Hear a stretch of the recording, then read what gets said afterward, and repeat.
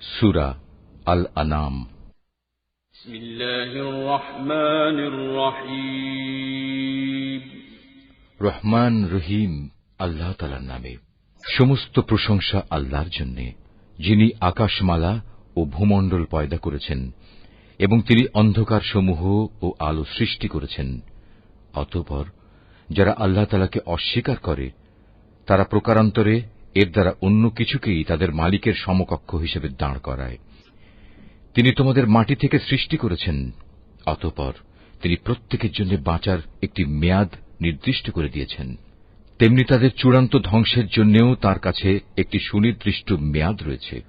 তারপরেও তোমরা সন্দেহে লিপ্ত আছো। আসমান সমূহের এবং জমিনের সর্বত্র তিনিই তো হচ্ছেন একমাত্র আল্লাহ। তিনি যেমনি তোমাদের গোপন ও প্রকাশ্য বিষয়সমূহ জানেন, তেমনি তিনি জানেন তোমরা কে পাপ পুণ্যের কতটুকু উপার্জন করছ তাও। তাদের মালিকের নিদর্শনসমূহের মধ্যে এমন একটি নিদর্শনও নেই যা তাদের কাছে আসার পর তারা তা থেকে মুখ ফিরিয়ে নেয়নি। তাদের কাছে যতবারই আমার পক্ষ থেকে সত্য দিন এসেছে ততবারই তারা তা অস্বীকার করেছে।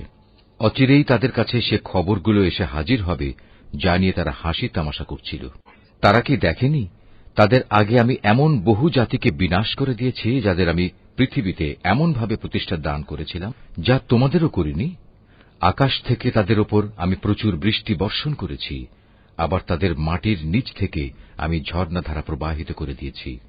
অতঃপর আমি তাদের পাপের কারণে চিরতরে ধ্বংস করে দিয়েছি, আর তাদের পর তাদের জায়গায় আবার আমি এক নতুন জাতির উত্থান ঘটিয়েছি। হে নবী, আমি যদি তোমার কাছে কাগজে লেখা কোনো কিতাব নাজিল করতাম এবং তারা যদি তাদের হাত দিয়ে তা স্পর্শও করত, তাহলেও কাফেররা বলতো, এটা তো সুস্পষ্ট জাদু ছাড়া আর কিছুই নয়। তারা বলে, এ নবীর প্রতি কোনো ফেরেশতা নাজিল করা হল না কেন, যে তার সত্যতা সম্পর্কে আমাদের বলে দিত? যদি সত্যিই আমি কোনো ফেরেশতা পাঠিয়ে দিতাম তাহলে তাদের ফয়সালা তো তখনই হয়ে যেত। এরপর তাদের তো আর কোনো অবকাশই দেয়া হতো না। তাছাড়া আমি যদি সত্যিই ফেরেশতা পাঠাতাম তাকেও তো মানুষের আকৃতিতেই পাঠাতাম। তখনও তো তারা এমনিভাবে আজকের মতো সন্দেহে নিমজ্জিত থাকত। তোমার আগেও বহু নবী রসুলকে এভাবে ঠাট্টা বিদ্রূপ করা হয়েছিল।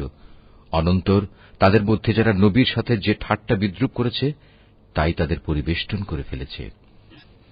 হে নবী, তুমি তাদের বলো, তোমরা এ পৃথিবীতে ঘুরে ফিরে দেখো, দেখো যারা নবী রসুলদের মিথ্যা প্রতিপন্ন করেছে তাদের কি ভয়াবহ পরিণাম হয়েছে। হে নবী, তুমি তাদের জিজ্ঞেস করো, আসমান সমূহ ও জমিনে যা কিছু আছে তা সব কার মালিকানাভুক্ত? তুমি বলো, এর সবকিছুই আল্লাহ তাআলার জন্য। মানুষদের উপর দয়া করাটা তিনি তার নিজের উপর কর্তব্য বলে স্থির করে নিয়েছেন। কিয়ামতের দিন তিনি তোমাদের অবশ্যই জড়ো করবেন, এতে বিন্দুমাত্র সন্দেহ নেই। সত্য স্বীকার করে যারা নিজেরাই নিজেদের ক্ষতি সাধন করেছে তারা এমন একটি দিনের আগমন কখনো বিশ্বাস করে না। রাত ও দিনের মাঝে যা কিছু স্থিতি লাভ করছে তার সবকিছুই তাঁর জন্য। তিনি এদের সবার কথা শোনেন এবং সবার অবস্থা দেখেন। তুমি বলো, আমি কিভাবে আসমানসমূহ ও জমিনের মালিক আল্লাহ তাআলাকে বাদ দিয়ে অন্য কাউকে নিজের পৃষ্ঠপোষক বানিয়ে নেব, অথচ তিনি সৃষ্টিলোকের সবাইকে আহার যোগান। তাঁকে কোন রকম আহার যোগানো যায় না। তুমি বলো, আমাকে আদেশ দেয়া হয়েছে যেন সবার আগে আমি মুসলমান হয়ে যাই, এবং আমাকে আরো আদেশ দেয়া হয়েছে তুমি কখনো মুশরিকদের দলে শামিল হইও না। তুমি আরো বলো, আমি যদি আমার মালিকের কথা না শুনি তাহলে আমি এক মহা দিবসের আযাব আমার উপর আপতিত হওয়ার ভয় করি। সে কিয়ামতের দিন যাকে তার শাস্তি থেকে রেহাই দেয়া হবে তার উপর নিঃসন্দেহে আল্লাহ তাআলা অনুগ্রহ করবেন, আর এটিই হবে সেদিনের সুস্পষ্ট সাফল্য। জেনে রেখো, যদি আল্লাহ তাআলা তোমাকে কোনো দুঃখ পৌঁছাতে চান তাহলে তিনি ছাড়া আর কেউই তোমা থেকে তা দূর করতে পারবে না। অপরদিকে তিনি যদি তোমার কোনো উপকার করেন তাহলে কেউ তাতে বাধাও দিতে পারবে না। তিনি সবকিছুর উপর একক ক্ষমতাবান। তিনি তার বান্দাদের উপর একচ্ছত্র ক্ষমতার অধিকারী। তিনি মহাজ্ঞানী, তিনি সম্যক ওয়াকিবহাল। তুমি তাদের বলো, সাক্ষী হিসেবে কার সাক্ষ্য সবচেয়ে বেশি বড়? তুমি বলো, হ্যাঁ, একমাত্র আল্লাহ তাআলার, যিনি তোমাদের এবং আমার মাঝে সর্বোত্তম সাক্ষী হয়ে থাকবেন। এ কোরআন তার কাছ থেকেই আমার কাছে নাজিল করা হয়েছে, যেন তা দিয়ে তোমাদের এবং তোমাদের পর যাদের কাছে এ গ্রন্থ পৌঁছবে তাদের সকলকে আমি আযাবের ভয় দেখাই। তোমরা কি সত্যিই একথা সাক্ষ্য দিতে পারবে যে আল্লাহর সাথে আরো কোনো ইলাহ রয়েছে? হে নবী, তুমি তাদের জানিয়ে দাও, আমি জেনে বুঝে কখনো এ ধরনের মিথ্যা সাক্ষ্য দিতে পারব না। তুমি বলো, তিনি তো একক, তোমার আল্লাহ তাআলার সাথে যে শিরক করে যাচ্ছ তার সাথে আমার কোনোই সম্পর্ক নেই। তোমার আগে যাদের আমি কিতাব দান করেছি তারা নবীকে ঠিক সেভাবেই চেনে যেভাবে চেনে তারা তাদের আপন ছেলেদের, কিন্তু যারা নিজেরাই নিজেদের ক্ষতি সাধন করেছে তারা তো কখনো ঈমান আনবে না। তার চাইতে বড় জালেম আর কে আছে যে স্বয়ং আল্লাহ তাআলা সম্পর্কে কোনো মিথ্যা কথা রচনা করে কিংবা তাঁর কোনো আয়াতকে অস্বীকার করে? এ ধরনের জালেমরা কখনো সাফল্য লাভ করতে পারবে না। একদিন আমি তাদের সবাইকে একত্রিত করব, অতঃপর মুশরিকদের উদ্দেশ্য করে আমি বলবো, তারা সবাই আজ কোথায় যাদের তোমরা দুনিয়ার জীবনে আমার সাথে শরীক মনে করতে? অতঃপর তাদের সেদিন একথা বলা ছাড়া কোনো যুক্তিই থাকবে না যে আল্লাহ তাআলার কসম, যিনি আমাদের মালিক, আমরা কখনো মুশরিক ছিলাম না। হে নবী, তুমি চেয়ে দেখো কিভাবে আজ লোকগুলো আযাব থেকে বাঁচার জন্য নিজেরাই নিজেদের মিথ্যা প্রতিপন্ন করছে, এবং এও দেখো তাদের নিজেদের রচনা করা মিথ্যা কিভাবে আজ নিষ্ফল হয়ে যাচ্ছে। তাদের মধ্যে এমন কিছু লোকও আছে যে মনে হয় তোমার কথা কান দিয়ে শুনছে, কিন্তু আসলে আমি তাদের মনের ওপর পর্দা ঢেলে দিয়েছি, যার কারণে তারা কিছুই উপলব্ধি করতে পারে না। আমি তাদের কানেও ছিপি এঁটে দিয়েছি। মূলত তারা যদি আল্লাহর সব নিদর্শন দেখেও নেয় তবু তারা তার প্রতি ঈমান আনবে না। এমনকি তারা যখন তোমার সামনে আসবে তখন তোমার সাথে বিতর্কে লিপ্ত হবে। কোরআনের আয়াত সম্পর্কে কাফেররা বলবে, এ তো পুরনো দিনের গল্প কথা ছাড়া আর কিছুই নয়। তারা যেমন নিজেদের তা শোনা থেকে বিরত রাখে, তেমনি অন্যদেরও তা থেকে দূরে রাখে। মূলত এ আচরণে তারা নিজেদেরই ধ্বংস সাধন করছে, অথচ তারা কোনো খবরই রাখে না।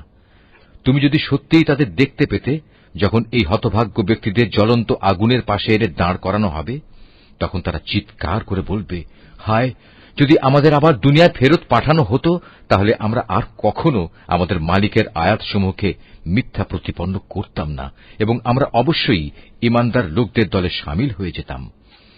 এর আগে যা কিছু তারা গোপন করে আসছিল, আজ তা তাদের সামনে উন্মুক্ত হয়ে গেল। আসলে যদি তাদের আবার দুনিয়ায় ফেরত পাঠানোও হয় তবু তারা তাই করে বেড়াবে যা থেকে তাদের নিষেধ করা হয়েছিল। তারা আসলেই মিথ্যাবাদী। এ লোকগুলো আরো বলে, আমাদের এ পার্থিব জীবনই হচ্ছে একমাত্র জীবন, আমরা কখনোই পুনর্জীবিত হব না। হায়, তুমি যদি সত্যিই সে দৃশ্য দেখতে পেতে যখন তাদেরকে তাদের মালিকের সামনে দাঁড় করানো হবে এবং তিনি তাদের জিজ্ঞেস করবেন, আজ বলো, এ দিনটি কি সত্য নয়? তারা বলবে, হ্যাঁ, আমাদের মালিকের শপথ, এটা সত্য। তিনি বলবেন, তাহলে আজ সে কঠিন আযাব ভোগ করো যা তোমরা সবসময় অবিশ্বাস করতে। অবশ্যই তারা ভীষণভাবে ক্ষতিগ্রস্ত হয়ে পড়েছে, যারা আল্লাহর সামনাসামনি হওয়াকে মিথ্যা বলেছে। আর একদিন যখন সত্যি সত্যি কিয়ামতের ঘণ্টা হঠাৎ করে তাদের সামনে এসে হাজির হবে, তখন তারা বলবে, হায় আফসোস, দুনিয়ায় এ দিনটিকে আমরা কতই না অবহেলা করেছি। সেদিন তারা নিজেদের পাপের বোঝা নিজেদের পিঠেই বয়ে বেড়াবে। কত ভারী ও নিকৃষ্ট বোঝা হবে সেটি, যা তারা সেদিন বয়ে বেড়াবে। আর এ বৈষয়িক জীবন, এ তো নিছক কিছু খেল তামাশা ছাড়া আর কিছুই নয়। মূলত পরকালের বাড়িঘরই তাদের জন্য উৎকৃষ্ট, যারা আল্লাহ তাআলাকে ভয় করে। তোমরা কি মোটেই অনুধাবন করো না?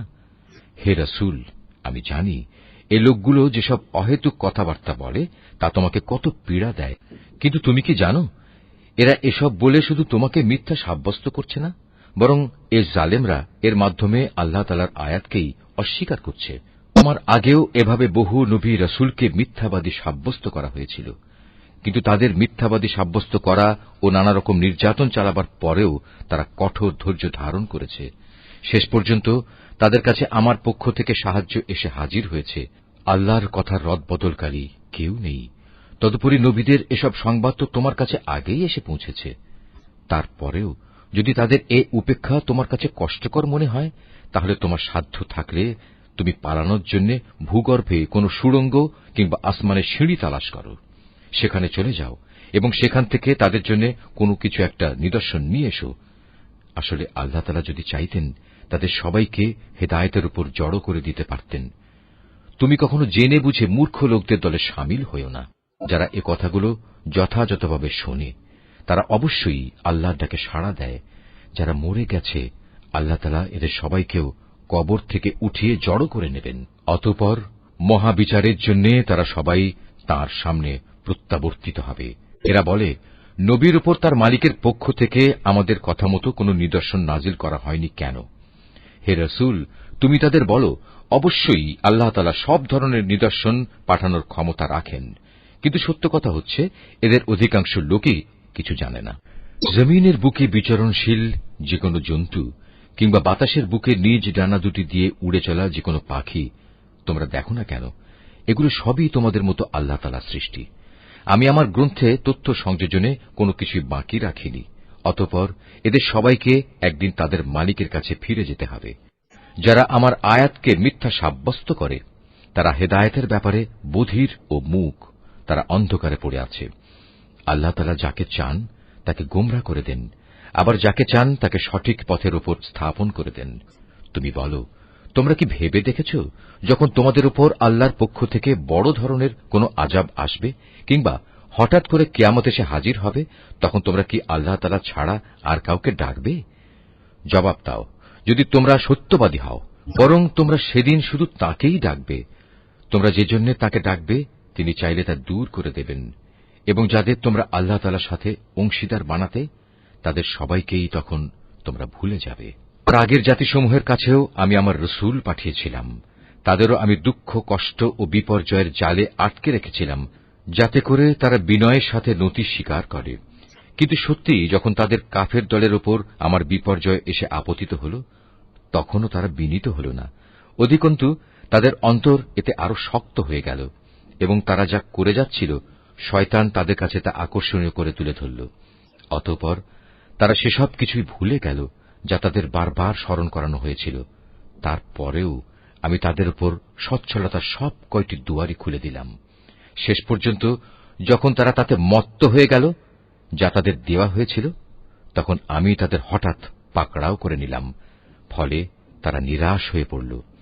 হায়, তুমি যদি সত্যি সে দৃশ্য দেখতে পেতে যখন তাদেরকে তাদের মালিকের সামনে দাঁড় করানো হবে এবং তিনি তাদের জিজ্ঞেস করবেন, আজ বলো, এ দিনটি কি সত্য নয়? তারা বলবে, হ্যাঁ, আমাদের মালিকের শপথ, এটা সত্য।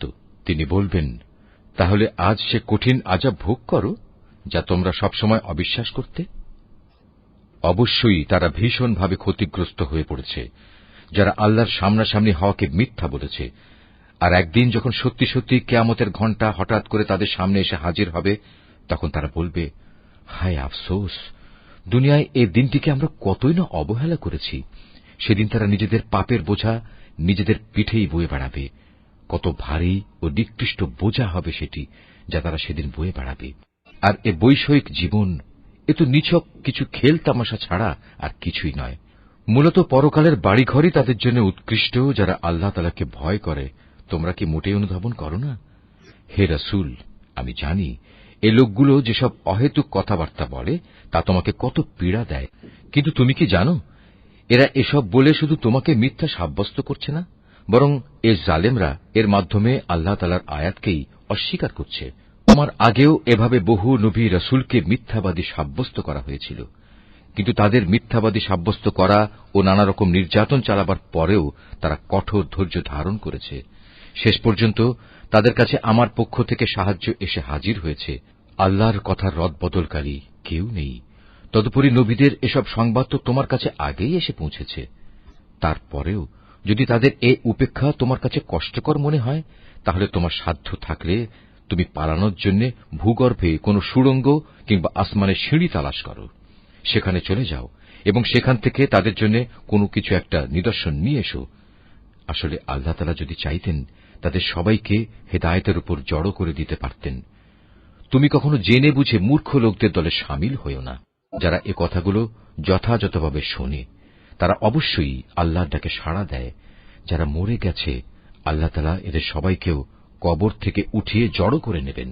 অতঃপর মহাবিচারের জন্য তারা সবাই তাঁর সামনে প্রত্যাবর্তিত হবে। এরা বলে, নবীর উপর তার মালিকের পক্ষ থেকে আমাদের কথা মতো কোনো নিদর্শন নাজিল করা হয়নি কেন? হে রসুল, তুমি তাদের বলো, অবশ্যই আল্লাহ তাআলা সব ধরনের নিদর্শন পাঠানোর ক্ষমতা রাখেন, কিন্তু সত্য কথা হচ্ছে এদের অধিকাংশ লোকই কিছু জানে না। জমিনের বুকে বিচরণশীল যে কোনো জন্তু কিংবা বাতাসের বুকে নিজ ডানা দুটি দিয়ে উড়ে চলা যে কোনো পাখি তোমরা দেখো না কেন, এগুলো সবই তোমাদের মতো আল্লাহ তাআলার সৃষ্টি। আমি আমার গ্রন্থে তথ্য সংযোজনে কোনো কিছুই বাকি রাখিনি। অতঃপর এদের সবাইকে একদিন তাদের মালিকের কাছে ফিরে যেতে হবে। যারা আমার আয়াতকে মিথ্যা সাব্যস্ত করে তারা হেদায়েতের ব্যাপারে বধির ও মূক, তারা অন্ধকারে পড়ে আছে। আল্লাহ তাআলা যাকে চান তাকে গোমরা করে দেন, আবার যাকে চান তাকে সঠিক পথের উপর স্থাপন করে দেন। তুমি বলো, তোমরা কি ভেবে দেখেছ যখন তোমাদের উপর আল্লাহর পক্ষ থেকে বড় ধরনের কোনো আযাব আসবে কিংবা হঠাৎ করে কিয়ামত এসে হাজির হবে, তখন তোমরা কি আল্লাহ তাআলা ছাড়া আর কাউকে ডাকবে? জবাব দাও, যদি তোমরা সত্যবাদী হও, বরং তোমরা সেদিন শুধু তাকেই ডাকবে। তোমরা যে জন্য তাকে ডাকবে তিনি চাইলে তা দূর করে দেবেন, এবং যাদের তোমরা আল্লাহ তাআলার সাথে অংশীদার বানাতে তাদের সবাইকেই তখন তোমরা ভুলে যাবে। আগের জাতিসমূহের কাছেও আমি আমার রসুল পাঠিয়েছিলাম, তাদেরও আমি দুঃখ, কষ্ট ও বিপর্যয়ের জালে আটকে রেখেছিলাম, যাতে করে তারা বিনয়ের সাথে নতি স্বীকার করে। কিন্তু সত্যি যখন তাদের কাফের দলের উপর আমার বিপর্যয় এসে আপতিত হল, তখনও তারা বিনীত হল না। অধিকন্তু তাদের অন্তর এতে আরো শক্ত হয়ে গেল, এবং তারা যা করে যাচ্ছিল শয়তান তাদের কাছে তা আকর্ষণীয় করে তুলে ধরল। অতঃপর তারা সেসব কিছুই ভুলে গেল যা তাদের বারবার স্মরণ করানো হয়েছিল। তারপরেও আমি তাদের উপর সচ্ছলতার সব কয়টি দুয়ারই খুলে দিলাম। শেষ পর্যন্ত যখন তারা তাতে মত্ত হয়ে গেল যা তাদের দেওয়া হয়েছিল, তখন আমি তাদের হঠাৎ পাকড়াও করে নিলাম, ফলে তারা নিরাশ হয়ে পড়ল। এভাবেই যারা আল্লাহ তাআলার ব্যাপারে জুলুম করেছে তাদের মূলচ্ছেদ করে দেয়া হয়েছে। আর সকল প্রশংসা আল্লাহ তাআলার জন্যই, যিনি সৃষ্টিকুলের মালিক। হে রসুল, তাদের তুমি বলো, তোমরা কি একথা ভেবে দেখেছ, যদি আল্লাহ তাআলা কখনো তোমাদের শোনার ও দেখার ক্ষমতা কেড়ে নেন এবং তোমাদের অন্তরসমূহের উপর মোহর মেরে দেন, তবে আল্লাহ তাআলা ছাড়া তোমাদের দ্বিতীয় কোনো ইলাহ আছে কি যে তোমাদের এসব কিছু ফিরিয়ে দিতে পারবে? লক্ষ্য করো কিভাবে আমার আয়াতসমূহ আমি খুলে খুলে বর্ণনা করছি। আশ্চর্যের বিষয়, এ সত্ত্বেও তারা মুখ ফিরিয়ে নিচ্ছে। তুমি বলো, তোমরা চিন্তা করে দেখেছ কি, যদি কখনো অকস্মাৎ কিংবা প্রকাশ্যভাবে আল্লাহর আযাব তোমাদের উপর আপতিত হয়, তাতে কতিপয় জালেম সম্প্রদায়ের লোক ব্যতীত অন্য কাউকে ধ্বংস করা হবে কি? আমি তো রসুলদের জান্নাতের সুসংবাদবাহী ও জাহান্নামের সতর্ককারী ছাড়া অন্য কোন হিসাবে পাঠাই না। তারপর যে ব্যক্তি রসুলদের উপর ঈমান আনবে এবং এভাবে নিজেকে সংশোধন করে নেবে, এমন লোকদের পরকালে কোনো ভয় নেই এবং তাদের সেদিন কোন রকম চিন্তিতও হতে হবে না। অপরদিকে যারা আমার আয়াতসমূহকে মিথ্যা প্রতিপন্ন করবে, তাদের এই নাফরমানির কারণে আমার আযাব সেদিন তাদের ঘিরে ধরবে। হে মুহাম্মদ, তুমি বলো, আমি তো তোমাদের একথা বলি না যে আমার কাছে আল্লাহ তাআলার বিপুল ধনভাণ্ডার রয়েছে, না একথা বলি আমি গায়েবের কোনো খবর রাখি, আর একথাও বলি না যে আমি একজন ফেরেশতা। আসলে আমি তো সেই ওহীরই অনুসরণ করি যা আমার উপর নাজিল করা হয়। তুমি বলো, অন্ধ আর চক্ষুষ্মান ব্যক্তি কি কখনো এক হতে পারে? তোমরা কি চিন্তা ভাবনা করে দেখো না? হে মুহাম্মদ, তুমি সে কিতাবের মাধ্যমে সেসব লোককে পরকালের আযাবের ব্যাপারে সতর্ক করে দাও, যারা এ ভয় করে যে তাদেরকে একদিন তাদের মালিকের সামনে একত্র করা হবে। সেদিন তাদের জন্য তিনি ছাড়া দ্বিতীয় কোনো সাহায্যকারী বন্ধু কিংবা কোনো সুপারিশকারী থাকবে না। আশা করা যায় তারা সাবধান হবে।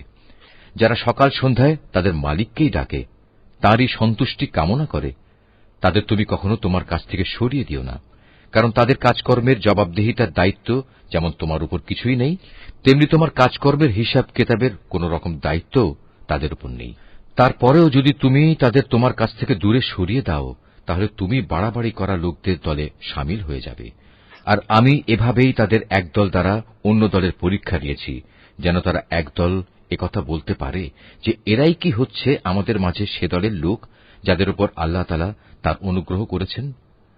আল্লাহ তাআলা কি ভালো করে জানেন না কারা তার প্রতি কৃতজ্ঞ?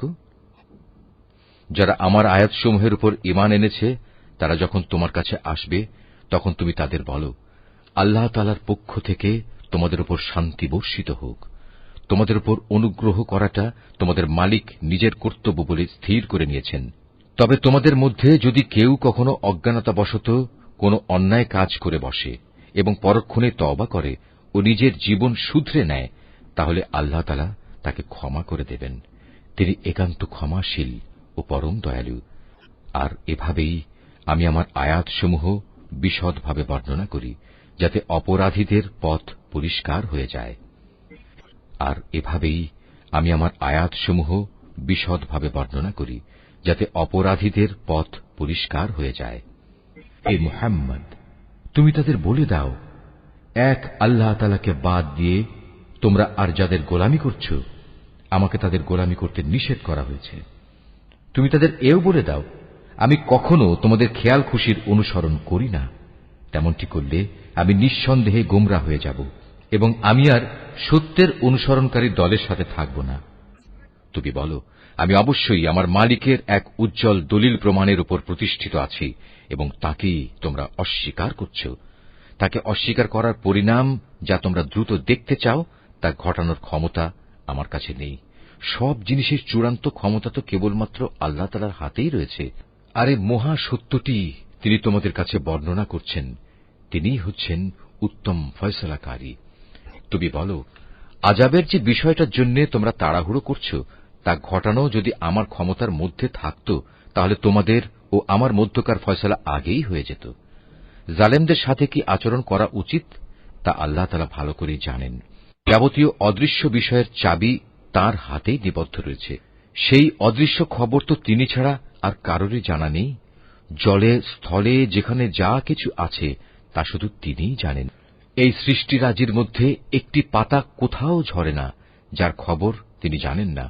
মাটির অন্ধকারে একটি শস্যকণাও নেই, নেই কোনো তাজা সবুজ কিংবা ক্ষয়িষ্ণু শুকনো কিছু, যার পূর্ণাঙ্গ বিবরণ একটি সুস্পষ্ট গ্রন্থে মজুদ নেই। তিনি মহান আল্লাহ, যিনি রাতের বেলা তোমাকে মৃত লোকের মতো করে ফেলেন, আবার দিনের বেলায় তোমরা যা কিছু জমিনের বুকে করে বেড়াও তাও তিনি পুঙ্খানুপুঙ্খ জানেন। পরিশেষে সেখানে তিনি তোমাদের মৃত সম অবস্থা থেকে আবার জীবনের অবস্থায় ফিরিয়ে আনেন, যাতে করে তোমাদের নির্দিষ্ট সময়কাল এভাবে পূর্ণতা প্রাপ্ত হতে পারে।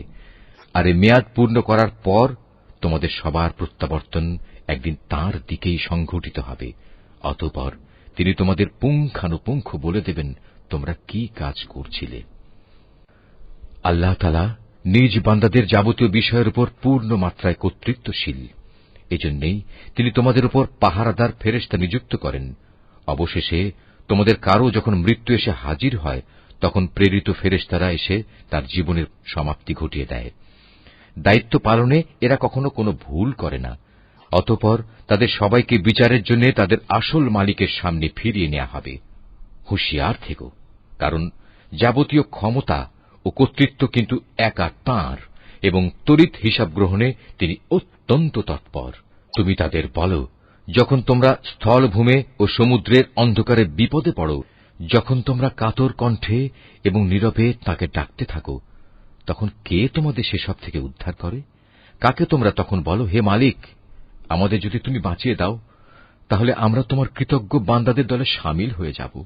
তুমি বলে দাও, হ্যাঁ, আল্লাহ তাআলাই তখন তোমাদের সে অবস্থা থেকে এবং যাবতীয় বিপদ আপদ থেকে বাঁচিয়ে দেন। তারপরেও তোমরা তাঁর সাথে অন্যদের শরীক করো। তুমি আরো বলো, আল্লাহ তাআলা তোমাদের উপর থেকে অথবা তোমাদের পায়ের নিচ থেকে আযাব পাঠাতে সক্ষম, অথবা তিনি তোমাদের দল উপদলে বিভক্ত করে এক দলকে আরেক দলের শাস্তির স্বাদ গ্রহণ করাতেও সম্পূর্ণরূপে সক্ষম। লক্ষ্য করো কিভাবে আমি আমার আয়াতসমূহ তাদের কাছে বর্ণনা করি, যাতে করে তারা সত্য অনুধাবন করতে পারে। তোমার জাতির লোকেরা তা অস্বীকার করেছে, অথচ তাই একমাত্র সত্য। তুমি তাদের এটুকুই বলে দাও, আমি তোমাদের উপর কর্মবিধায়ক নই। প্রতিটি বার্তার জন্য একটি সুনির্দিষ্ট দিনক্ষণ মজুদ রয়েছে এবং তোমরা অচিরেই তা জানতে পারবে। তুমি যখন এমন সব লোককে দেখতে পাও যারা আমার আয়াতসমূহ নিয়ে হাসি বিদ্রুপ করছে, তাহলে তুমি তাদের কাছ থেকে সরে এসো, যতক্ষণ না তারা অন্য কিছু বলতে শুরু করে। যদি কখনো শয়তান তোমাকে ভুলিয়ে ওখানে বসিয়ে রাখে, তাহলে মনে পড়ার পর জালিম সম্প্রদায়ের সাথে আর বসে থেকো না। তাদের এসব কার্যকলাপের ব্যাপারে আল্লাহ তাআলাকে যারা ভয় করে তাদের উপর হিসাবের কোনো দায়-দায়িত্ব নেই। তবে উপদেশ তো দিয়েই যেতে হবে। হতে পারে তারা আল্লাহ তাআলাকে ভয় করবে। সেসব লোকের সঙ্গ তুমি বর্জন করো যারা তাদের দিনকে নিছক খেল তামাশায় পরিণত করে রেখেছে এবং এ পার্থিব জীবন যাদের প্রতারণার জালে আটকে রেখেছে। তুমি এ কোরআন দিয়ে তাদের আমার কথা স্মরণ করাতে থাকো, যাতে করে কেউ নিজের পার্থিব কর্মকাণ্ডের ফলে নিজেই ধ্বংস হয়ে যেতে না পারে। মহাবিচারের দিন তার জন্য আল্লাহ তাআলা ছাড়া অন্য সাহায্যকারী বন্ধু এবং সুপারিশকারী থাকবে না। সে যদি নিজের সবকিছু দিয়েও দেয়, তবু তার কাছ থেকে সেদিন তা গ্রহণ করা হবে না। এরাই হচ্ছে সে হতভাগ্য মানুষ যাদের নিজেদের অর্জিত গুনাহের কারণে তাদের ধ্বংস করে দেয়া হবে। আল্লাহ তাআলাকে অস্বীকার করার কারণে তাদের জন্য আরো থাকবে ফুটন্ত পানি ও মর্মন্তুদ শাস্তি। তুমি তাদের বলো, আমরা কি আল্লাহ তাআলাকে বাদ দিয়ে এমন কাউকে ডাকব যে না আমাদের কোনো উপকার করতে পারে না আমাদের কোনো অপকার করতে পারে? আল্লাহ তাআলা যেখানে আমাদের চলার জন্য সঠিক পথ বাতলে দিয়েছেন, সেখানে তাকে বাদ দিয়ে আমরা কি আবার উল্টো পথে ফিরে যাব? ঠিক সে ব্যক্তিটির মতো যাকে শয়তানরা জমিনের বুকে পথভ্রষ্ট করে দাঁড়ে দাঁড়ে ঠোকর খাওয়াচ্ছে, অথচ তার সঙ্গী সাথীরা তাকে ডাকবে, তুমি আমাদের কাছে এসো, আমাদের কাছে মজুদ আল্লাহ তাআলার সহজ সরল পথের দিকে। তুমি বলে দাও, সত্যিকার অর্থে হেদায়েত তো তাই যা আল্লাহর পক্ষ থেকে আসে, এবং আমাদের এ আদেশ দেয়া হয়েছে যেন আমরা সৃষ্টিকুলের মালিকের সামনে আনুগত্যের মাথা নত করি। আমরা যেন নামাজ প্রতিষ্ঠা করি এবং আল্লাহ তাআলাকে ভয় করি, কেননা তিনিই হচ্ছেন এমন সত্তা যার সামনে একদিন তোমাদের সমবেত করা হবে। তিনি যথাবিধি আসমান সমূহ ও জমিন সৃষ্টি করেছেন। যেদিন আবার তিনি বলবেন সব কিছু বিলীন হয়ে যাও, তখন সাথে সাথেই তা বিলীন হয়ে যাবে। তাঁর কথাই হচ্ছে চূড়ান্ত সত্য। যেদিন সিঙায় ফু দেয়া হবে, সেদিন যাবতীয় কর্তৃত্ব ও বাদশাহী হবে একান্তই তাঁর। তিনি দৃশ্য অদৃশ্য সবকিছু সম্পর্কেই সম্যক অবগত রয়েছেন। তিনি প্রজ্ঞাময়, তিনি সম্যক অবগত। স্মরণ করো যখন ইব্রাহিম তার পিতা আজরকে বলল, তুমি কি মূর্তিগুলোকে মাবুদ বানিয়ে নিয়েছ? আমি তো দেখতে পাচ্ছি তুমি ও তোমার সম্প্রদায়ের লোকেরা স্পষ্ট গুমরাহিতে নিমজ্জিত রয়েছ। এভাবে আমি ইব্রাহিমকে আকাশসমূহ ও জমিনের যাবতীয় পরিচালন ব্যবস্থা দেখাতে চেয়েছিলাম, যেন সে নিশ্চিত বিশ্বাসীদের দলে সামিল হয়ে যেতে পারে। যখন তার উপর আঁধার ছেয়ে রাত এল, তখন সে একটি তারকা দেখতে পেল। তারকাটি দেখেই সে বলে উঠল, এ বুঝি আমার মালিক। কিন্তু কিছুক্ষণ পরেই যখন তারকাটি ডুবে গেল, তখন সে কিছুটা দ্বিধাগ্রস্ত হয়ে বলল, যা ডুবে যায় তাকে তো আমি আমার মালিক বলে পছন্দ করতে পারি না। এবার যখন সে আকাশে একটি ঝলমলে চাঁদ দেখল, তখন বলল, হ্যাঁ, এই মনে হয় আমার মালিক। অতঃপর এক পর্যায়ে যখন তাও ডুবে গেল, তখন সে বলল, আমার রব যদি আমাকে সঠিক পথের দিশা না দেখান, তাহলে অবশ্যই আমি গোমরা লোকদের দলে সামিল হয়ে যাব। এরপর দিনের বেলায় সে যখন দেখল একটি আলোকোজ্জ্বল সূর্য, এবং দেখেই বলতে লাগল, মনে হচ্ছে এ আমার মালিক, কারণ এ যাবৎ যা দেখেছি এটা তার সবগুলোর বড়। সন্ধ্যা ঘনিয়ে আসতে আসতে তাও যখন ডুবে গেল, তখন ইব্রাহিম নতুন বিশ্বাসে বলীয়ান হয়ে নিজের জাতিকে ডেকে বলল, হে আমার সম্প্রদায়ের লোকেরা, তোমরা যেসব কিছুকে আল্লাহ তাআলার সাথে অংশীদার বানাও, আমি তা থেকে সম্পূর্ণ মুক্ত। আমি নিষ্ঠার সাথে সেই মহান সার্বভৌম মালিকের দিকেই আমার মুখ ফিরিয়ে নিচ্ছি, যিনি এই আসমানসমূহ ও জমিন সহ চাঁদ, সূরজ, গ্রহ, তারা সবকিছু পয়দা করেছেন। আমি এখন আর মুশরিকদের দলভুক্ত নই। এরপরই তার জাতির লোকেরা তার সাথে আল্লাহ তাআলার ব্যাপারে বিতর্ক শুরু করে দিল। জবাবে সে বলল, তোমরা কি আমার সাথে স্বয়ং কুল মখলুকাতের মালিক আল্লাহ তাআলার ব্যাপারে তর্ক করছ? অথচ তিনিই আমাকে সঠিক পথের দিশা দিয়েছেন। আমি এখন আর তোমাদের মাবুদদের ডরাই না, যাদের তোমরা আল্লাহ তাআলার কাজে অংশীদার মনে করো। অবশ্য আমার মালিক যদি অন্য কিছু চান, সেটা আলাদা কথা। আমার মালিকের জ্ঞান সব কিছুর উপর পরিব্যাপ্ত। এরপরেও কি তোমরা সতর্ক হবে না? তোমরা যাকে আল্লাহ তাআলার সাথে অংশীদার করো, তাকে আমি কিভাবে ভয় করব? অথচ তোমরা আল্লাহ তাআলার সাথে অন্যদের শরীক করতে ভয় পাও না, যাদের ব্যাপারে আল্লাহ তাআলা কোনো প্রমাণপত্র তোমাদের কাছে পাঠাননি। এ অবস্থায় তোমরাই বলো, আমাদের এই উভয় দলের মধ্যে কোন দলটি দুনিয়া ও আখেরাতে নিরাপত্তা লাভের বেশি অধিকারী? বলো, যদি তোমাদের কিছু জানা থাকে। যারা ঈমান এনেছে এবং যারা তাদের ঈমানকে জুলুমের কালিমা দিয়ে কলুষিত করেনি, তারাই হচ্ছে দুনিয়া ও আখেরাতে নিরাপত্তা লাভের অধিকারী। মূলত তারাই হচ্ছে হেদায়েত প্রাপ্ত। এ ছিল শিরক সম্পর্কিত আমার সেই অকাট্য যুক্তি, যা আমি ইব্রাহিমকে তার জাতির উপর দান করেছিলাম। এভাবেই আমি আমার জ্ঞান দিয়ে যাকে ইচ্ছা তাকে সমুন্নত করি। তোমার মালিক প্রবল প্রজ্ঞাময়, কুশলী। অতঃপর আমি তাকে দান করেছি ইসহাক ও ইয়াকুবের মতো 2 জন সুপুত্র।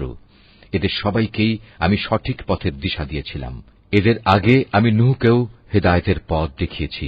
অতঃপর তার বংশের মাঝে দাউদ, সুলাইমান, আইয়ুব, ইউসুফ, মুসা এবং হারুনকেও আমি হেদায়েত দান করেছি। আর এভাবেই আমি সৎ কর্মশীলদের পুরস্কার দিয়ে থাকি। আল্লাহর নামে কঠিন শপথ করে বলে, যদি তাদের কাছে কোনো নিদর্শন আসে তাহলে অবশ্যই তারা তার উপর ঈমান আনবে। তুমি বলো, নিদর্শন পাঠানো সম্পূর্ণ তো আল্লাহ তাআলার নিজস্ব ব্যাপার।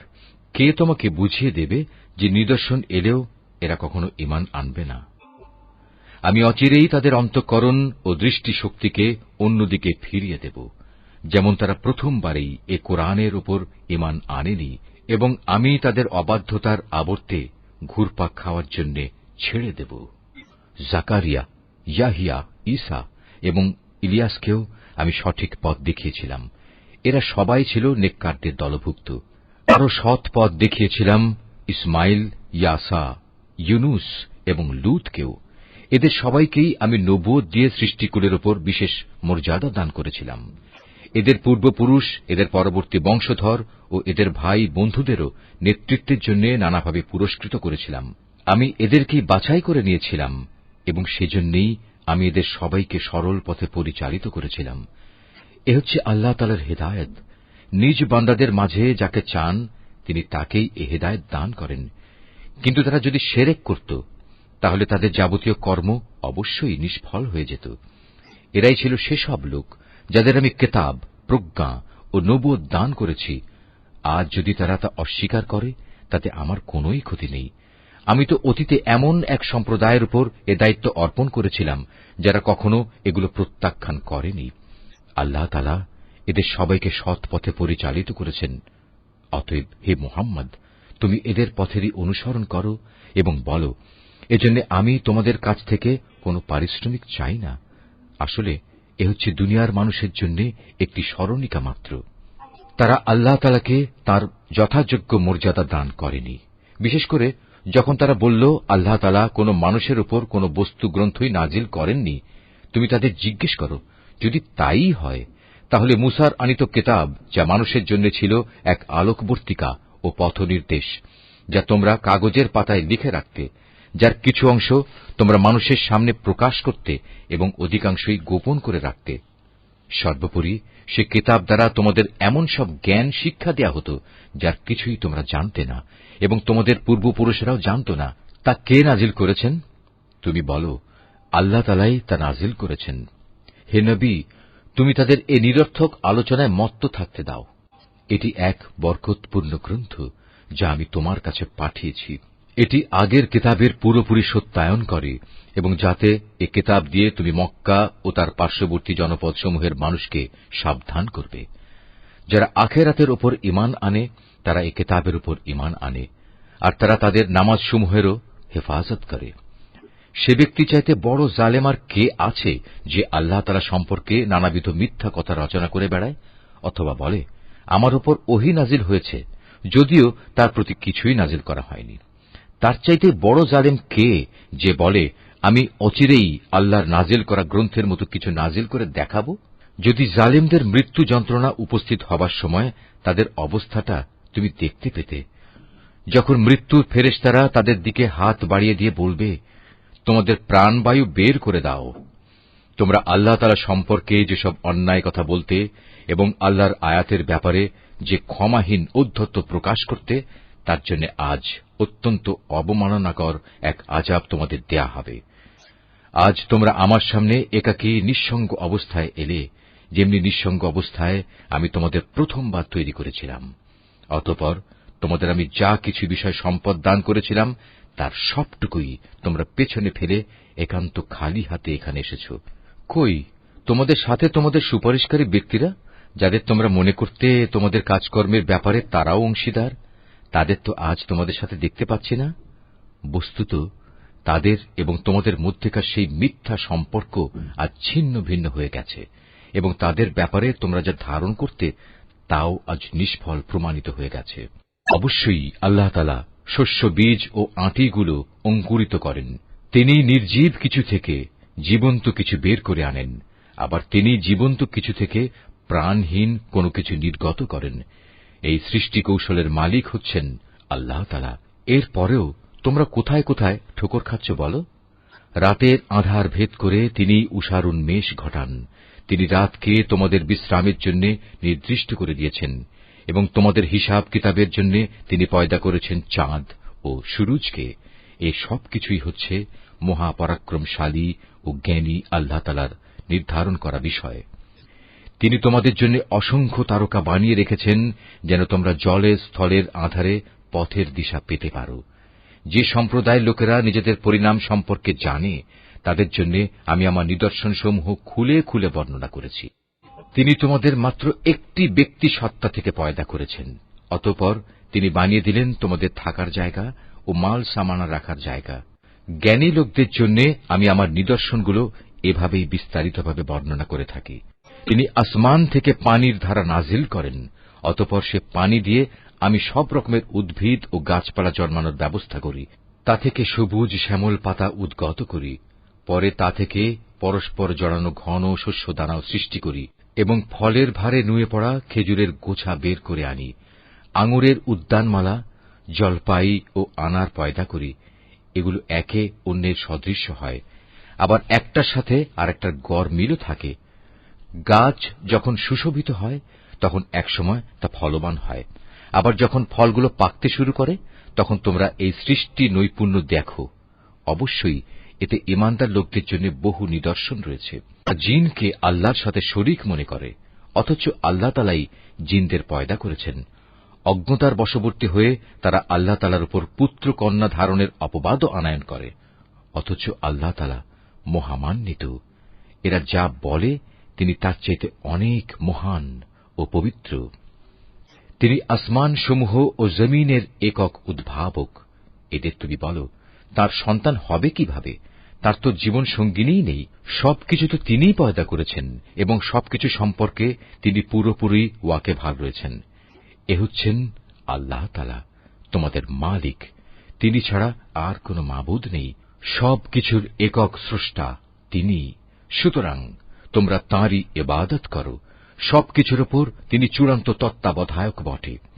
কোন সাধারণ দৃষ্টি তাকে দেখতে পায় না, অথচ তিনি সবকিছুই দেখতে পান। তিনি সূক্ষ্মদর্শী। তিনি সবকিছু সম্পর্কেই খোঁজ খবর রাখেন। তোমাদের কাছে তোমাদের মালিকের পক্ষ থেকে এই সূক্ষ্ম দৃষ্টি সম্পন্ন জ্ঞানের নিদর্শন এসেছে। অতঃপর যদি কোনো ব্যক্তি এসব নিদর্শন দেখতে পায়, তাহলে সে তা দেখবে তার নিজের কল্যাণের জন্যই। আবার যদি কেউ তা না দেখে অন্ধ হয়ে থাকে, তাহলে তার দায়িত্ব তার উপর বর্তাবে। তুমি বলো, আমি তোমাদের উপর তত্ত্বাবধায়ক নই? আমি এভাবেই আমার আয়াতগুলো তোমাদের কাছে বিধৃত করি, যাতে করে কাফেররা একথা বলতে পারে, তুমি এসব কথা ভালো করেই পড়ে এসেছ, এবং যারা জ্ঞানী তাদের জন্য যেন আমি আমার আয়াতসমূহ সুস্পষ্ট করে দিতে পারি। হে মুহাম্মদ, তুমি শুধু তারই অনুসরণ করো যা তোমার মালিকের কাছ থেকে তোমার কাছে নাজিল করা হয়েছে। আল্লাহ তাআলা ছাড়া অন্য কোনো মাবুদ নেই। এরপরেও যারা শিরকে লিপ্ত, তাদের তুমি পুরোপুরি এড়িয়ে চলো। আল্লাহ তাআলা যদি চাইতেন, তাহলে এরা কেউই তার সাথে শিরক করত না। আর আসলে আমি তোমাকে তাদের উপর পাহারাদার নিযুক্ত করে পাঠাইনি। সত্যি কথা হচ্ছে, তুমি তো তাদের উপর কোনো অভিভাবকও নাও। তারা আল্লাহ তাআলার বদলে যাদের ডাকে, তাদের তোমরা কখনো গালিগালাজ করো না, নইলে অজ্ঞতার বশবর্তী হয়ে না জেনে আল্লাহ তাআলাকে তারা গালি দেবে। আমি প্রত্যেক জাতির কাছেই তাদের নিজেদের কার্যকলাপ সুশোভন করে রেখেছি। অতঃপর সবাইকেই তাদের মালিকের কাছে ফিরে যেতে হবে। অতঃপর তিনি তাদের বলে দেবেন তারা দুনিয়ার জীবনে কি করে এসেছে। এমনকি আমি যদি তাদের কাছে আমার ফেরেশতাও পাঠিয়ে দেই, এবং কবর থেকে মৃত ব্যক্তিরাও যদি উঠে এসে তাদের সাথে কথা বলে, কিংবা আমি যদি দুনিয়ার সমুদয় বস্তুও এনে তাদের উপর জড়ো করে দিই, তবু এরা কখনো ঈমান আনবে না। অবশ্য এদের কারো ব্যাপারে যদি আল্লাহ তাআলা ভিন্ন কিছু চান তা আলাদা কথা। আসলে এদের অধিকাংশ ব্যক্তি মূর্খের আচরণ করে। আমি এভাবেই প্রত্যেক নবীর জন্য যুগে যুগে কিছু কিছু দুশমন বানিয়ে রেখেছি মানুষের মাঝ থেকে, কিছু আবার জিনদের মাঝ থেকে, যারা প্রতারণা করার উদ্দেশ্যে একে অন্যকে চমকপ্রদ কথা বলে। তোমার মালিক চাইলে তারা অবশ্য এটা করতে পারত না। অতএব তুমি তাদের ছেড়ে দাও, তারা যা পারে মিথ্যা রচনা করে বেড়াক। যারা শেষ বিচারের দিনের উপর ঈমান রাখে না, তাদের মন এর ফলে শয়তানের প্রতি অনুরাগী হয়ে পড়ে, যাতে করে তারা তার ব্যাপারে সন্তুষ্ট থাকতে পারে। সর্বোপরি তারা যেসব কুকর্ম চালিয়ে যেতে চায় তাও এর ফলে নির্বিঘ্নে তারা চালিয়ে যেতে পারে। তুমি বলো, আমি কি আল্লাহ তাআলা ছাড়া অন্য কোন ফয়সালাকারী সন্ধান করব? অথচ তিনিই হচ্ছেন সেই মহান সত্তা, যিনি তোমাদের কাছে তাঁর কেতাব সবিস্তার নাজিল করেছেন। আগে যাদের আমি আমার কেতাব দান করেছিলাম তারা জানে, তোমার মালিকের পক্ষ থেকে সত্যবাণী নিয়েই এটা আল কোরআন নাজিল করা হয়েছে। অতএব তুমি কখনো সন্দিহানদের অন্তর্ভুক্ত হও না। ন্যায় ও ইনসাফের আলোকে তোমার মালিকের কথাগুলো পরিপূর্ণ, এবং তার এ কথা পরিবর্তন করার কেউ নেই। তিনি সর্বশ্রোতা, সর্বজ্ঞ। হে মুহাম্মদ, দুনিয়ার অধিকাংশ মানুষের কথা যদি তুমি মেনে চলো, তাহলে তারা তোমাকে আল্লাহ তাআলার পথ থেকে বিচ্যুত করে ছাড়বে, কেননা এরা নিছক অনুমানের উপর ভিত্তি করেই চলে। অধিকাংশ ব্যাপারে এরা মিথ্যা কথা ছড়ায়। তোমার মালিক নিঃসন্দেহে একথা ভালো করেই জানেন কে তাঁর পথ ছেড়ে বিপদগামী হচ্ছে, আবার কে সঠিক পথের অনুসারী, তাও তিনি সম্যক অবগত রয়েছেন। যদি আল্লাহ তাআলার আয়াতের উপর তোমরা বিশ্বাস করো, তাহলে তোমরা শুধু সেসব জন্তুর গোশত খাবে যার উপর জবাই করার সময় আল্লাহ তাআলার নাম নেওয়া হয়েছে। তোমাদের একই হয়েছে, তোমরা সেসব জন্তুর গোশত কেন খাবে না যার উপর জবাইয়ের সময় আল্লাহ তাআলার নাম নেওয়া হয়েছে? বিশেষ করে যখন আল্লাহ তাআলা পরিষ্কার করে বলে দিয়েছেন যে তিনি তোমাদের উপর কোন কোন বস্তু হারাম করেছেন। সে কথা আলাদা যখন তোমাদের একান্ত নিরুপায় অবস্থায় ফেলে দেয়া হয়। অধিকাংশ মানুষ সুষ্ঠু জ্ঞান ছাড়াই নিজেদের খেয়াল খুশি মতো মানুষকে বিপথে চালিত করে। নিঃসন্দেহে তোমার মালিক সীমা লঙ্ঘনকারীদের ভালো করেই জানেন। তোমরা প্রকাশ্য গুনাহ থেকে বেঁচে থাকো, গোপন গুনাহ থেকেও বেঁচে থাকো। নিঃসন্দেহে যারা কোনো গুনাহের কাজ করবে তাদের কৃতকর্মের যথাযথ ফল তাদের প্রদান করা হবে। জবাইয়ের সময় যার উপর আল্লাহ তাআলার নাম নেওয়া হয়নি সে জন্তুর গোশত তোমরা কখনো খাবে না, কেননা তা হচ্ছে জঘন্য গুনাহের কাজ। শয়তানের কাজই হচ্ছে তার সঙ্গী সাথীদের মনে প্ররোচনা দেয়া, যেন তারা তোমাদের সাথে এ নিয়ে ঝগড়া বিবাদে লিপ্ত হয়। যদি তোমরা তাদের কথা মেনে চলো, তাহলে অবশ্যই তোমরা মুশরিক হয়ে পড়বে। যে ব্যক্তি একসময় ছিল মৃত, অতঃপর আমি তাকে জীবিত করলাম, তদুপরি তার জন্য এমন এক আলোকবর্তিকাও আমি বানিয়ে দিলাম যার আলো দিয়ে মানুষের সমাজে সে চলার দিশা পাচ্ছে। সে কি কখনো সে ব্যক্তির মতো হতে পারে যে এমন অন্ধকারে পড়ে আছে যেখান থেকে সে কোনো ক্রমে বেরিয়ে আসতে পারছে না? এভাবেই কাফেরদের কাছে তাদের কর্মকাণ্ড শোভনীয় ও সুখকর বানিয়ে রাখা হয়েছে। এভাবে আমি প্রত্যেক জনপদে তার কিছু কিছু বড় অপরাধী নিযুক্ত করে রেখেছি, যেন তারা সেখানে অন্যদের ধোঁকা দিতে পারে। আসলে এসব কিছুর মাধ্যমে তারা তাদের নিজেদেরই প্রতারিত করছে, অথচ তারা নিজেরা একথাটা মোটেই উপলব্ধি করতে পারছে না। তাদের কাছে যখনই আল্লাহর পক্ষ থেকে কোনো আয়াত আসে তখন তারা বলে ওঠে, আমরা এর উপর কখনো ঈমান আনব না যতক্ষণ না আমাদেরও তাই দেয়া হয় যা আল্লাহ রসুলদের দেয়া হয়েছে। আল্লাহ তাআলা ভালো করেই জানেন তার নবুয়ত তিনি কোথায় রাখবেন। যারা এ অপরাধ করেছে তারা অচিরেই আল্লাহর পক্ষ থেকে অপমান ও কঠিন আযাবের সম্মুখীন হবে। আল্লাহ তাআলা কাউকে সৎ পথে পরিচালিত করতে চাইলে তিনি তার হৃদয় ইসলামের জন্য খুলে দেন, আবার যাকে তিনি বিপদগামী করতে চান তার হৃদয় অতিশয় সংকীর্ণ করে দেন। তার ইসলামের অনুসরণ হয় এমন যেন কোনো একজন ব্যক্তি আকাশে চড়তে চাইছে, আর যারা আল্লাহর উপর বিশ্বাস করে না আল্লাহ তাআলা এভাবেই তাদের উপর অপমানজনক এক লাঞ্ছনা ও নাপাকি ছেয়ে দেন। মূলত এটিই হচ্ছে তোমার মালিকের দেখানো সহজ সরল পথ। আমি অবশ্যই আমার আয়াতসমূহ উপদেশ গ্রহণে আগ্রহী সম্প্রদায়ের জন্য বিশদভাবে বর্ণনা করেছি। তাদের মালিকের কাছে রয়েছে তাদের জন্য শান্তির এক সুন্দর নিবাস। আল্লাহ তাআলাই তাদের অভিভাবক। দুনিয়ায় তারা যা করত এটা হচ্ছে তারই বিনিময়। স্মরণ করো, যেদিন আল্লাহ তাআলা সবাইকে একত্রিত করবেন, তখন তিনি শয়তানরূপী জিনদের বলবেন, হে জিন সম্প্রদায়, তোমরা তো বিভিন্ন সময় অনেক মানুষকেই গোমরা করেছ। এ সময় মানুষের ভেতর থেকে যারা তাদের বন্ধু, তারা বলবে, হে আমাদের মালিক, আমরা এক একজনকে ব্যবহার করে দুনিয়ার জীবনে প্রচুর লাভ কামিয়েছি, আর এভাবেই আমরা চূড়ান্ত সময়ে এসে হাজির হয়েছি, যা তুমি আমাদের জন্য নির্দিষ্ট করে রেখেছিলে। আল্লাহ তাআলা বলবেন, হ্যাঁ, আজ তোমাদের সে গুমরাহির জন্য তোমাদের ঠিকানা হচ্ছে জাহান্নামের আগুন, সেখানে তোমরা চিরকাল থাকবে। অবশ্য যাদের আল্লাহ তাআলা আযাব থেকে বাঁচিয়ে দিতে চাইবেন, তাদের কথা আলাদা। তোমার মালিক অবশ্যই প্রজ্ঞাময় ও সম্যক অবহিত। আমি এভাবে একদল জালেমকে তাদেরই অন্যায় কার্যকলাপের দরুন আর একদল জালেমের উপর ক্ষমতাবান করে দেই। আল্লাহ তাআলা সেদিন আরো বলবেন, হে জিন ও মানুষ সম্প্রদায়, বলো, তোমাদের কাছে কি তোমাদেরই মধ্যে থেকে আমার এমন এমন সব রসুল আসেনি যারা আমার আয়াতগুলো তোমাদের কাছে বর্ণনা করত? উপরন্তু যারা তোমাদের ভয় দেখাত যে তোমাদের আজকের এ দিনের সম্মুখীন হতে হবে? সেদিন ওরা বলবে, হ্যাঁ, এসেছিল, তবে আজ আমরা আমাদের নিজেদের বিরুদ্ধেই সাক্ষ্য দিচ্ছি। মূলত দুনিয়ার জীবন এদের প্রতারিত করে রেখেছিল। তারা নিজেদের বিরুদ্ধেই একথা সাক্ষ্য দেবে যে তারা আসলেই কাফের ছিল। এটা এজন্যে যে তোমার মালিক অন্যায়ভাবে এমন কোন জনপদের মানুষকে ধ্বংস করেন না যার অধিবাসীরা সত্য দিন সম্পর্কে সম্পূর্ণ গাফেল থাকে। তাদের নিজস্ব কর্ম অনুযায়ী প্রতিটি ব্যক্তির জন্যই তার মর্যাদা রয়েছে। তোমার মালিক তাদের কাজকর্ম সম্পর্কে মোটেই উদাসীন নন। তোমার মালিক নিজে কারো মুখাপেক্ষী নন। দয়া ও অনুগ্রহের মালিক তিনি যদি চান তাহলে তোমাদের এই জনপদ থেকে সরিয়ে নিতে পারেন এবং তোমাদের পরে অন্য যাদের তিনি চান এখানে এনে বসিয়েও দিতে পারেন, যেমনি করে তোমাদেরও তিনি অন্য সম্প্রদায়ের বংশধর থেকে উত্থান ঘটিয়েছেন। তোমাদের কাছে যে প্রতিশ্রুতি দেয়া হচ্ছে তা অবশ্যই আসবে, আর তোমরা আল্লাহকে ব্যর্থ করে দেওয়ার ক্ষমতা রাখো না। তাদের তুমি বলে দাও, হে আমার জাতি, তোমরা নিজ নিজ জায়গায় যা যা করার করে যাও, আমিও আমার করণীয় করে যাব। অচিরেই তোমরা জানতে পারবে কার জন্য পরিণামে সুন্দর ঘর নির্দিষ্ট রয়েছে।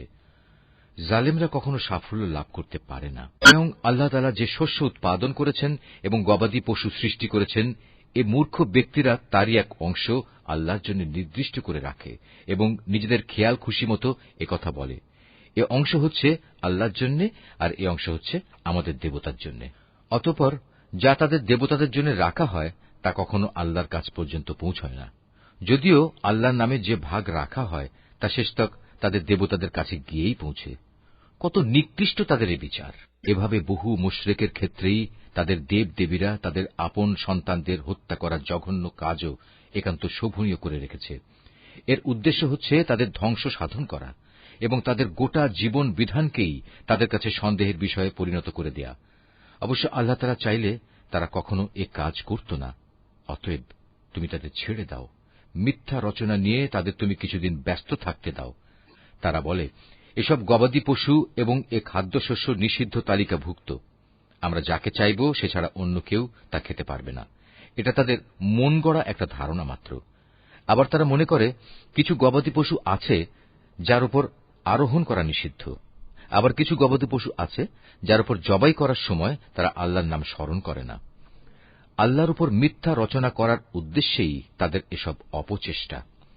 অচিরেই আল্লাহ তাআলা তাদের এই মিথ্যাচারের জন্য তাদের যথাযথ প্রতিফল দান করবেন। তারা বলে, এসব গবাদি পশুর পেটে যা কিছু আছে তা শুধু আমাদের পুরুষদের জন্যই নির্দিষ্ট এবং আমাদের স্ত্রীদের জন্য তা হারাম। তবে যদি এ পশুর পেটে মরা কিছু থাকে তাহলে তাতে তারা নারী পুরুষ উভয়ই সমান অংশীদার। আল্লাহ তাআলা অতি শীঘ্রই তাদের এ ধরনের উদ্ভট কথা বলার প্রতিফল দান করবেন, কেননা তিনি হচ্ছেন প্রবল প্রজ্ঞাময়, তিনি সর্বজ্ঞ। অবশ্য যারা নেহায়েত নির্বুদ্ধিতা ও অজ্ঞতার বশবর্তী হয়ে নিজেদের সন্তানদের হত্যা করল এবং আল্লাহ তাআলা তাদের যে রিজিক দান করেছেন তা নিজেদের উপর হারাম করে নিল, আল্লাহ তাআলা সম্পর্কে নানা ধরনের মিথ্যা কথা রচনা করল, এসব কাজের মাধ্যমে নিঃসন্দেহে এরা সবাই দারুণভাবে ক্ষতিগ্রস্ত হয়ে গেল। এরা কখনো সৎপথের অনুসারীদের দলভুক্ত ছিল না। মহান আল্লাহ তাআলা, যিনি নানা প্রকারের উদ্যান বানিয়েছেন, কিছু লতাগুল্ম যা কোনো কাণ্ড ছাড়াই মাচানের উপর তুলে রাখা হয়েছে, আবার কিছু গাছ যা মাচানের উপর তুলে রাখা হয়নি, স্বীয় কাণ্ডের উপর তা এমনিই দাঁড়িয়ে আছে। তিনি আরও সৃষ্টি করেছেন খেজুর গাছ এবং বিভিন্ন স্বাদ ও প্রকার বিশিষ্ট খাদ্যশস্য ও আনার। এগুলো স্বাদে গন্ধে একরকমও হতে পারে, আবার তা ভিন্ন ধরনেরও হতে পারে। যখন তা ফলবান হয় তখন তোমরা তার ফল খাও। তোমরা ফসল তোলার দিনে যে বঞ্চিত, তার হক আদায় করো, কখনো অপচয় করো না, কেননা আল্লাহ তাআলা অপচয়কারীদের পছন্দ করেন না। গবাদি পশুর মধ্যে কিছু পশু হচ্ছে ভারবাহী ও কিছু হচ্ছে খাবার উপযোগী। আল্লাহ তাআলা যা তোমাদের দান করেছেন তা তোমরা খাও, এবং এ পর্যায়ে কখনো শয়তানের পদাঙ্ক অনুসরণ করো না, কেননা সে হচ্ছে তোমাদের প্রকাশ্য দুশমন। আল্লাহ তাআলা তোমাদের দিয়েছেন এই 8 প্রকারের গৃহপালিত জন্তু।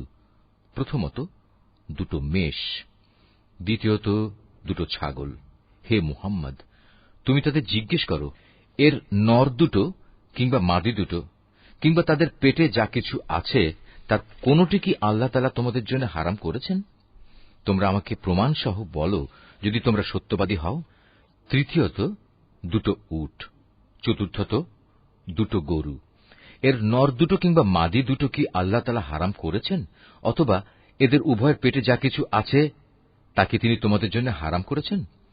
আল্লাহ তাআলা যখন এ আদেশ দিয়েছিলেন তখন তোমরা কি সেখানে উপস্থিত ছিলে?